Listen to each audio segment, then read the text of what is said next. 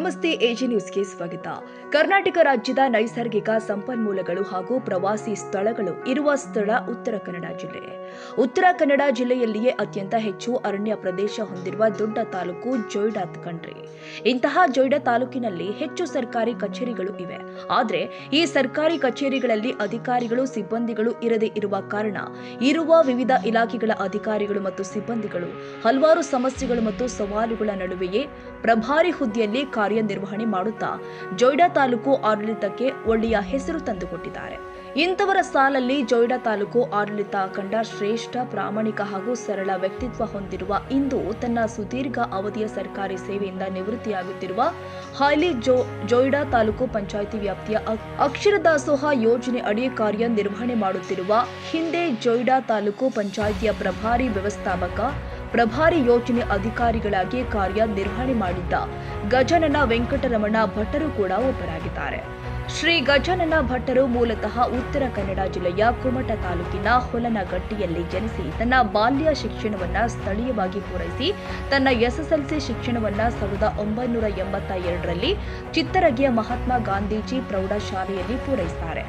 ನಂತರ ಪದವಿ ಪೂರ್ವ ಶಿಕ್ಷಣವನ್ನ ಎವಿ ಬಾಳಿಗ ಕಾಲೇಜಿನಲ್ಲಿ ವ್ಯಾಸಂಗ ಮಾಡುತ್ತಿರುವಾಗಲೇ ಸರ್ಕಾರಿ ಸೇವೆಯ ಅಡುಗೆ ಸಿಬ್ಬಂದಿಯಾಗಿ ಕೆಲಸ ಮಾಡುತ್ತಿದ್ದ ತನ್ನ ತಂದೆ ತೀರಿಕೊಂಡ ಕಾರಣ ಇವರು ಅನುಕಂಪದ ಆಧಾರದ ಮೇಲೆ ಹಳಿಯಾಳ ಶಿವಾಜಿ ಮಹಾವಿದ್ಯಾಲಯದಲ್ಲಿ ಎಸ್ಟಿಎ ಆಗಿ ನೇಮಕಗೊಂಡು 1986ರಿಂದ 1995ರವರೆಗೆ ತನ್ನ ಸರ್ಕಾರಿ ಸೇವೆಯಲ್ಲಿ ಪ್ರಥಮವಾಗಿ ಕೆಲಸ ಮಾಡ್ತಾರೆ. ನಂತರ 1995ರಿಂದ 97ರವರೆಗೆ ಕಾರವಾರ ತಾಲೂಕಿನ ಕ್ಷೇತ್ರದ ಶಿಕ್ಷಣಾಧಿಕಾರಿ ಕಚೇರಿಯಲ್ಲಿ ಎಸ್ಟಿಎ ಆಗಿ ಕೆಲಸ ಮಾಡ್ತಾರೆ. 1997ರಲ್ಲಿ ಜೊಯ್ಡಾ ತಾಲೂಕಿನ ಜಗಳಪೇಟೆಯ ಸರ್ಕಾರಿ ಪ್ರೌಢಶಾಲೆಗೆ ಎಸ್ಟಿಎ ಆಗಿ ವರ್ಗಾವಣೆಯಾಗಿ ಬಂದು 9 ವರ್ಷ ಯಶಸ್ವಿಯಾಗಿ ಕೆಲಸ ಮಾಡಿ 2006ರಲ್ಲಿ ಪ್ರಥಮ ದರ್ಜೆ ಸಹಾಯಕನಾಗಿ ಪದೋನ್ನತಿ ಹೊಂದಿ ಜೊಯ್ಡಾ ತಾಲೂಕು ಪಂಚಾಯಿತಿಗೆ ಎಫ್ಟಿಎ ಆಗಿ ವರ್ಗಾವಣೆಯಾಗಿ ಬಂದು ಅಲ್ಲಿಂದ ಇಂದಿನವರೆಗೂ ತನ್ನ ಹುದ್ದೆಯ ಜೊತೆಗೆ ತಾಲೂಕು ಪಂಚಾಯಿತಿಯ ಪ್ರಭಾರಿ ವ್ಯವಸ್ಥಾಪಕನಾಗಿ ಸಿಬ್ಬಂದಿಗಳು ಹಾಗೂ ಪಿಡಿಒಗಳ ಕೊರತೆಯ ನಡುವೆಯೂ ಹಲವು ಸಮಸ್ಯೆಗಳು ಹಾಗೂ ಸವಾಲುಗಳು ಎದುರಾದರೂ ಕೂಡ ಕೆಲಸ ಮಾಡಿ ಮೇಲಧಿಕಾರಿಗಳ ಮೆಚ್ಚುಗೆಗೆ ಪಾತ್ರರಾಗ್ತಾರೆ. ನಂತರ ಪ್ರಭಾರಿ ಯೋಜನಾ ಅಧಿಕಾರಿಗಳಾಗಿ ಕೆಲಸ ಮಾಡಿಯೂ ಕೂಡ ಎಲ್ಲರ ಮೆಚ್ಚುಗೆಗೆ ಪಾತ್ರರಾಗ್ತಾರೆ. ಇತ್ತೀಚೆಗೆ ಅಕ್ಷರ ದಾಸೋಹ ಯೋಜನೆಯ ಇಲಾಖೆಯಲ್ಲಿ ಕೆಲಸ ಮಾಡೋದ್ರೊಂದಿಗೆ ಅಲ್ಲೂ ಕೂಡ ಕ್ರಾಂತಿಕಾರಿ ಬೆಳವಣಿಗೆ ತರೋದರಲ್ಲಿ ಪ್ರಮುಖ ಪಾತ್ರ ಕೂಡ ಇವರದ್ದು. ಇದರ ಜೊತೆಗೆ ತಾನು ಸರ್ಕಾರಿ ಸೇವೆಯಲ್ಲಿ ಕೆಲಸ ಮಾಡುವ ಸಂದರ್ಭದಲ್ಲಿ ಅಂದಿನಿಂದ ಇಂದಿನವರೆಗೆ ತನ್ನ ಪ್ರಾಮಾಣಿಕ ಕೆಲಸ, ಕಾರ್ಯನಿಷ್ಠೆ, ತನ್ನ ಕಠಿಣ ಪರಿಶ್ರಮದಿಂದ ಹಾಗೂ ಸರಳ ವ್ಯಕ್ತಿತ್ವದ ಎಲ್ಲರೊಂದಿಗೆ ಸ್ನೇಹ ಜೀವಿಯಾಗಿರುವ ಇವರು ಎಲ್ಲರಿಗೂ ಕೂಡ ಜಿವಿ ಭಟ್ಟರು ಎಂದೇ ಚಿರಪರಿಚಿತರು. ಇಂತಹ ಶ್ರೇಷ್ಠ ವ್ಯಕ್ತಿ ಸರ್ಕಾರಿ ಸೇವೆಯಿಂದ ಇಂದು ನಿವೃತ್ತಿಯಾಗುತ್ತಿರುವುದರಿಂದ ನಮ್ಮ ನ್ಯೂಸ್ ಸಮೂಹದ ರಾಜ್ಯ ಉಪಸಂಪಾದಕ ಬಸವರಾಜ್ ಇವರ ಬಗ್ಗೆ ಅಭಿನಂದನಾ ಲೇಖನದ ವರದಿ ತಯಾರಿಸಿ ಬೆಳಕು ಚೆಲ್ಲುವ ಕೆಲಸ ಮಾಡಿದ್ದಾರೆ. ಇವರ ನಿವೃತ್ತಿ ಜೀವನ ಸುಖಕರವಾಗಿರಲಿ ಎಂದು ಶುಭ ಹಾರೈಸಿದ್ದಾರೆ. ಸೇವೆಯಿಂದ ಒಂದು ರೀತಿ ನಿವೃತ್ತರಾಗ್ತಾ ಇದ್ದೀರಾ. ವಿಶೇಷವಾಗಿ ಒಂದು ಸರ್ಕಾರಿ ಸೇವೆ ಅನ್ನೋದು ಒಂದು ರೀತಿ ಸಿಗೋದೇ ಕಷ್ಟ. ಅಂಥದ್ರಲ್ಲಿ ತಮಗೆ ಆಕಸ್ಮಿಕವಾಗಿ ಮತ್ತೆ ನಮ್ಮ ತಂದೆಯವರ ಇದ್ರ ಮೇಲೆ ಸಿಕ್ತು. ಏನಿಸ್ತದೆ ಸರ್, ಸರ್ಕಾರಿ ಸೇವೆ ಸಲ್ಲಿಸಿ ಕೆಲವೇ ದಿನಗಳಲ್ಲಿ ನಿವೃತ್ತಿ ಆಗ್ತಾ ಇದ್ದೀರಾ, ಏನಿಸ್ತದೆ? ಸುದೀರ್ಘವಾಗಿ ನಾನು ಸರ್ಕಾರಿ ಸೇವೆ ಮಾಡಿದ್ದೀನಿ, ಆದರೆ ಇದರೊಳಗೆ ಬಹಳಷ್ಟು ತೃಪ್ತಿ ಇದೆ. ನಾವು ಯಾಕೆ ತೃಪ್ತಿ ಇದೆ ಅಂತಂದರೆ, ನಾವು ಸೇವೆಗಾಗಿ ಬಂದಿದ್ದೀವಿ ಅಂತ ಹೇಳುವಂಥ ಮನೋಭಾವನದಲ್ಲಿ ನನಗೆ ದುಡಿದಿದ್ದಕ್ಕೆ ಸುದೀರ್ಘವಾಗಿ ನನಗೆ 39 ವರ್ಷದ 3 ತಿಂಗಳು 26 ದಿವಸ ಸೇವೆ ಮಾಡಲಿಕ್ಕೆ ನನಗೆ ಅವಕಾಶ ಸಿಕ್ತು. ಇದರಿಂದ ಬಹಳ ತೃಪ್ತಿ ಇದೆ ಸೇವೆ ಮಾಡಿದ್ದೆ. ಅಲ್ಲ, ಈಗ ಭಟ್ರು ಅಂತಾನೆ ಎಲ್ಲರಿಗೂ ಸಹ ಒಂದು ರೀತಿ ಮನೆ ಮಾತು. ಒಂದು ರೀತಿ ಇಲ್ಲಿರ್ತಕ್ಕಂಥ ಅಧಿಕಾರಿ ವರ್ಗದಲ್ಲಿ ವಿಶೇಷವಾಗಿ ತಾವು ಹಳಿಯಾಳ, ಜೊಯ್ಡಾ ಮತ್ತೆ ಈ ಕಡೆ ಭಾಗದಲ್ಲಿ ತುಂಬಾ ಒಂದು ರೀತಿ ಚಿರಪರಿಚಿತ. ಹೌದು ಸರ್. ವಿಶೇಷವಾಗಿ ಒಂದು ರೀತಿ ಎಸ್ಡಿಎ ಮತ್ತೆ ಎಫ್ಡಿಎ ಹಾಗೆ ಇದ್ರ ಜೊತೆಗೆ ಒಂದು ರೀತಿ ಕ್ಲಿಷ್ಟಕರ ಸಂದರ್ಭದಲ್ಲಿ ಅಧಿಕಾರಿಗಳಿಲ್ಲದೆ ಇದ್ದಾಗ ಹಲವಾರು ಪ್ರಭಾರಿ ಹುದ್ದೆಗಳನ್ನ ನಿರ್ವಹಿಸಿದ್ರ. ಹೌದು ಸರ್. ಏನು ವ್ಯವಸ್ಥಾಪಕರು ಇರ್ಬೋದು, ಪ್ಲಾನಿಂಗ್ ಆಫೀಸರ್ ಇರ್ಬೋದು, ಹೀಗೆ ವಿಶೇಷವಾಗಿ ಏನಿಸ್ತದೆ ಜೊಯ್ಡಾ ಬಗ್ಗೆ ನಿಮ್ಮ ಎಕ್ಸ್ಪೀರಿಯನ್ಸ್ ಇದೆ? ಜೊಯ್ಡಾ ಬಗ್ಗೆ ಎಕ್ಸ್ಪೀರಿಯನ್ಸ್ ಅಂತಂದರೆ, ಈ ಜೊಯ್ಡಾದಲ್ಲಿ ರಿಯಲಿಯ ಹಳ್ಳಿ ಜನರು, ಹಳ್ಳಿಯಲ್ಲಿದ್ದಾರಲ್ಲ, ಭಾಳ ಅವರು ಸೌಮ್ಯ ಸ್ವಭಾವದವರಿದ್ದಾರೆ. ಅಂದ್ರೆ ಹೇಳಿದ್ರೆ, ತಿಳಿಸಿ ಹೇಳಿದ್ರೆ ಅವರು ರಿಯಲಿ ಎದಕ್ಕಾರು ಎಂಥ ಒಂದು ಪರಿಸ್ಥಿತಿಯಲ್ಲೂ ಅವರು ಅದನ್ನು ಸಹನೆ ಮಾಡಿಕೊಳ್ಳುವಂಥ ಶಕ್ತಿ ಇದೆ ಅವರಿಗೆ. ಮತ್ತು ಈ ಜೊಯ್ಡಾದಲ್ಲಿ ಪ್ರತಿಯೊಂದು ಹಳ್ಳಿಯಲ್ಲಿ ನನಗೆ ಗೊತ್ತಿಲ್ಲ ಹೇಳುವರಿಲ್ಲ, ಅದು ತಾವು ಹೇಳ್ದಂಗೆ ಹೌದು. ಹಳಿಯಾಳದಕ್ಕಿಂತ ಹೆಚ್ಚಿಗೆ ಇಲ್ಲೇ ಜೊಯ್ಡಾನೇ ಆಯಿತು ನನಗೆ 19 ವರ್ಷ. ಮತ್ತು ಅಲ್ಲಿ ಎಲ್ಲಿ ಹೇಳಿ ಜಗಲ್ಬೇಡದಲ್ಲಿ 9 ವರ್ಷ, ಅಷ್ಟು 28 ವರ್ಷ ನಾನು ಸೇವೆಯನ್ನು ಇಲ್ಲಿ ಮಾಡಿದ್ರು ನನಗೆ ಭಾಳ ಜನ ಪರಿಚಯ ಆಗಿದ್ದಾರೆ. ಅದೇ ನನ್ನ ದೊಡ್ಡ ಆಸ್ತಿ ಆಗಿದೆ ಜೋಯಿಡಾದಲ್ಲಿ. ಏನಿಸ್ತದೆ ಸರ್ ವಿಶೇಷವಾಗಿ ಒಂದು ರೀತಿ ಒಬ್ಬ ಸರ್ಕಾರಿ ಸೇವೆ ಕೆಲಸ ಮಾಡುವಾಗ ಸಾಕಷ್ಟು ಸವಾಲುಗಳು ನೋಡಿರ್ತಾರೆ, ಮತ್ತೆ ಸಾಕಷ್ಟು ಸಮಸ್ಯೆಗಳು ನೋಡಿರ್ತಾರೆ, ಒಳ್ಳೆಯ ಘಟನೆಗಳು ನೋಡಿದ್ದಾರೆ, ಮತ್ತೆ ಕೆಟ್ಟ ಘಟನೆಗಳು ನೋಡಿರ್ತಾರೆ. ಅಂಥವೇನಾದ್ರು ಎಕ್ಸ್ಪೀರಿಯನ್ಸ್? ಒಳ್ಳೆ ನನ್ನ ಲೆಕ್ಕ ನನ್ನ ಇದರೊಳಗೆ ಸರ್ವಿಸಲ್ಲಿ ಜೊಯ್ಡಾದಲ್ಲಾಗಲಿ ಹಳಿಯಾಳದಲ್ಲಾಗಲಿ ಯಾವುದೇ ಕೆಟ್ಟ ಘಟನೆ ಹೇಳುವಂಥದ್ದು ಆಗದ್ದು ನನ್ನ ಮನಸ್ಸಿನಲ್ಲೇ ಇಲ್ಲ ಇನ್ನುವರೆಗೆ. ಯಾಕೆಂತಂದ್ರೆ ಕೆಲವಿಷ್ಟು ಸಲ ನಾವು ಯಾವುದೇ ಒಂದು ಅಧಿಕಾರಿಗಳಿಂದಾಗಲಿ ಅಥವಾ ಸಾರ್ವಜನಿಕರಿಂದಾಗಲಿ ನಾವು ಏನಾದರೂ ಒಂದು ಪ್ರಾಬ್ಲಮ್ ಬಂದರೆ ಅಥವಾ ಅವರಿಂದ ನಮಗೊಂದು ಏನಾದರೂ ಒಂದು ಏನು ಹೇಳ್ತಿದ್ದಾರೆ ವಿರೋಧ ಅಥವಾ ಯಾವುದಾದ್ರು ಒಂದು ಇದಕ್ಕೆ ಬಂದರೆ ಮಾಡೇ ಇಲ್ಲ ತಪ್ಪನ್ನು ಬಂದರೂ ಅದನ್ನು ನಾವು ಸ್ಪೋರ್ಟಿವ್ ಆಗಿ ಅಂತಂದರೆ ಅವ್ರು ಯಾಕೆ ಹಂಗೆ ಮಾಡ್ತಾ ಇದ್ದಾರೆ ಹೇಳುವಂಥದ್ದು ತಿಳ್ಕೊಂಡು ನಾವು ಮಾಡೋದಕ್ಕೆ ನಮ್ಗೆ ಅದರಿಂದ ಏನೂ ಪ್ರಾಬ್ಲಮ್ ಆಗಿಲ್ಲ. ಒಳ್ಳೆ ಜನ ಸಿಕ್ಕದ್ದಕ್ಕೆ ನನ್ನ ಸಹಕಾರ ಆಯ್ತು ಇಲ್ಲಿವರೆಗೆ. ಇಂಥವುದೇ ಸಾಕಷ್ಟು ನಿಮ್ಮ ಅಧಿಕಾರಿಗಳು ನೋಡಿದ್ದೀರಾ, ವಿಶೇಷವಾಗಿ ಸಾಕಷ್ಟು ಜಿಲ್ಲಾಧಿಕಾರಿಗಳು, ತಹಸೀಲ್ದಾರ್ಗಳು ಮತ್ತೆ ಇಒಗಳು ನೋಡಿದ್ದೀರಾ. ವಿಶೇಷವಾಗಿ ನಿಮ್ಮ ಅವಧಿಲೇ ಮೋಸ್ಟ್ಲಿ ಜೊಯ್ಡಾ ತಾಲೂಕು ಅಂತ ಏನಾದ್ರು ಘೋಷಣೆ ಆಗಿದೆ? ಇಲ್ಲ ಸರ್, ನನ್ನ ಮೊದಲಿಂದ ಜೊಯ್ಡಾ ತಾಲೂಕು ಅಂತೇಳಿ ಇತ್ತು. ನಾನು ಜಗಲ್ಬೇಟ್ ಬರಬೇಕಾದ್ರೆ ಜೊಯ್ಡಾ ತಾಲೂಕೇ ಇತ್ತು. Joida okay sir. ಸಾಕಷ್ಟು ಜನ ಅಧಿಕಾರಿಗಳಿರ್ಬೋದು, ಸಿಬ್ಬಂದಿಗಳಿರ್ಬೋದು, ನಿಮ್ಮ ಕೆಳಮಟ್ಟದ ಅಧಿಕಾರಿಗಳು, ಪಿಡಿಒಗಳು ಸಾಕಷ್ಟು ಜನ ಸಹಕಾರ ಕೊಟ್ಟಿದ್ದಾರೆ ಇದಕ್ಕೆ. ಅವ್ರಿಗೆ ಏನ್ ಹೇಳ್ತೀರಾ ಅವ್ರಿಗೆಲ್ಲ? ಈ ಸೇವೆಯನ್ನ ಸರ್ಕಾರಿ ಸೇವೆಗೆ ಬಂದಾಗ ನೀವು ನನಗೆ ಸಹಕಾರ ಕೊಟ್ಟಿದ್ದೀರಿ, ಹಾಗೆ ಮುಂದುವರಿಯವರೆಗೂ ಕೊಡ್ರಿ.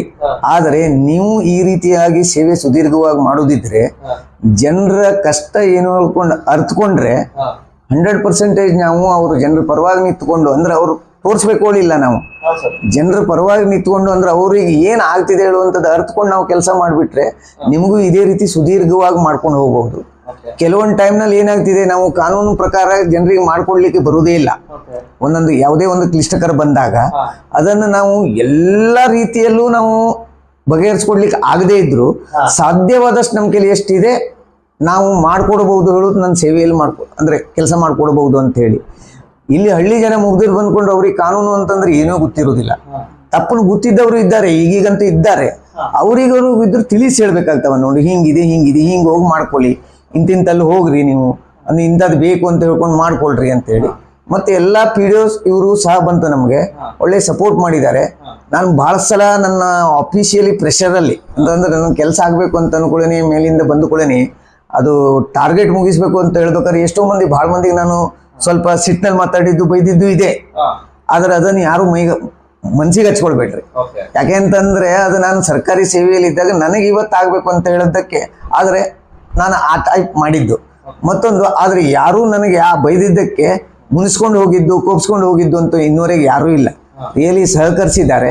ನಾನು ಹೆಚ್ಚಿನವಾಗಿ ನಾನು ಸರ್ಕಾರಿ ಕೆಲಸದಲ್ಲಿ ಏನು ಮಾಡಿದ್ದೇನೆ ಅಂತಂದರೆ ನಾನು ಬೆಳಿಗ್ಗೆ 9-9:30 ಒಳಗೆ ಸಾಧ್ಯವಾದಷ್ಟು ಬೇಗ ಬರ್ತೇನೆ, ಸಮಯ ಪಾಲನೆ. ಮತ್ತು ರಾತ್ರಿ ಒಂದೊಂದ್ಸಲ ಏನಾಗ್ತಿದೆ, ಈ ಮಾರ್ಚೆಂಟ್ ಟೈಮು ಇದರೊಳಗೆಲ್ಲ ಇಲ್ಲ ಸ್ಟಾಪು ಇಲ್ಲ, ನಾವು ಬಿಲ್ಲು ಲ್ಯಾಪ್ಸೇಬಲ್ ಬಿಲ್ ಮಾಡಬೇಕಾಗ್ತವೆ. ಆ ಟೈಮ್ನಲ್ಲಿ ನಮ್ಗೆ ಏನಾಗ್ತಿದೆ ಅಂತಂದ್ರೆ ನಾವು ರಾತ್ರಿ 1 ಗಂಟೆವರೆಗೂ ಕೂತದಿದೆ. ಅಂದ್ರೆ ಕೂತು ಮಾಡಬೇಕು, ನೆಟ್ ಬರ್ತಾ ಇಲ್ಲ, ಅದು ತಿರುಗ್ತಾ ಇರ್ತಿದೆ.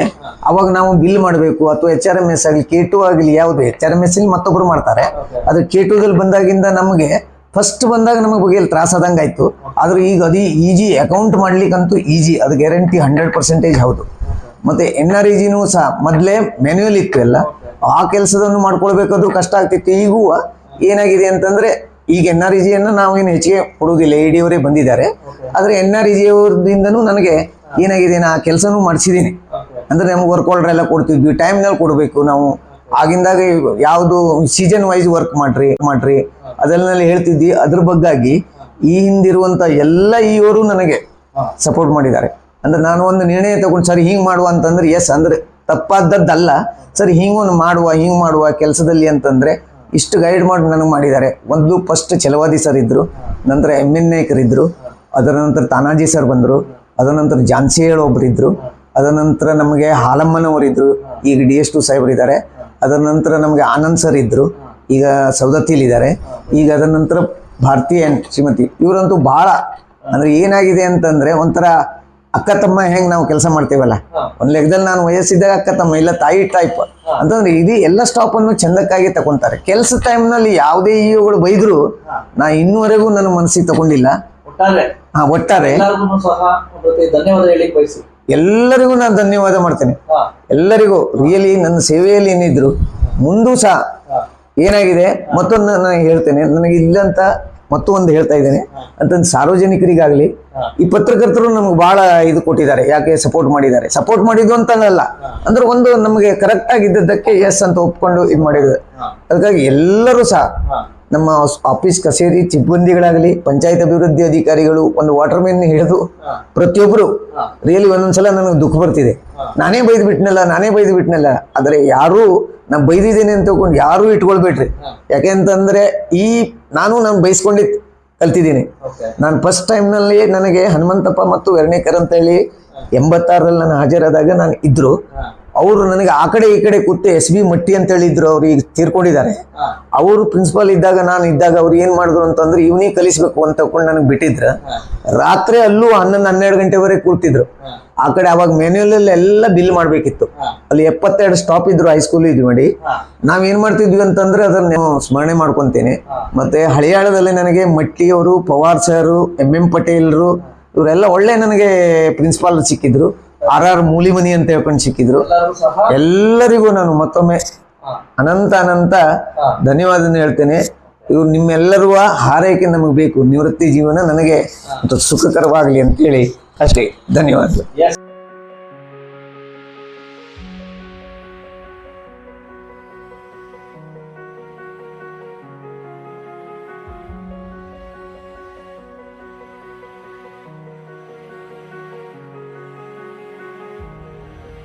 ಕನ್ನಡಿಗರ ಮೆಚ್ಚಿನ ನಿಮ್ಮ AJ 24/7 ನ್ಯೂಸ್ ಕನ್ನಡ ವಾಹಿನಿ ಇದೀಗ ಟಿವಿಯಲ್ಲಿ ಲಭ್ಯ. ವೇಳೆ ನೋಟಿಸ್ ಕೊಟ್ಟಿದ್ರೆ ವಾಪಸ್ ತಗೋತೀವಿ. ಇವತ್ತು ವಕ್ಫ್ ಪ್ರಾಪರ್ಟಿ ಅಂತೇಳಿ ಬರ್ತದೆ ಅಂತ ಹೇಳಿದ್ರೆ ರೈತರು ಬೀದಿಗೆ ಬಂದ್ರೆ ಏನ್ ಮಾಡ್ಬೇಕಾಗತ್ತೆ? ಯಾರು ವೋಟ್ ಹಾಕಲಿಲ್ಲ ಅಂದ್ರೆ ಗ್ಯಾರಂಟಿನೆಲ್ಲ ಸ್ಟಾಪ್ ಮಾಡ್ಬಿಡ್ತೀವಿ.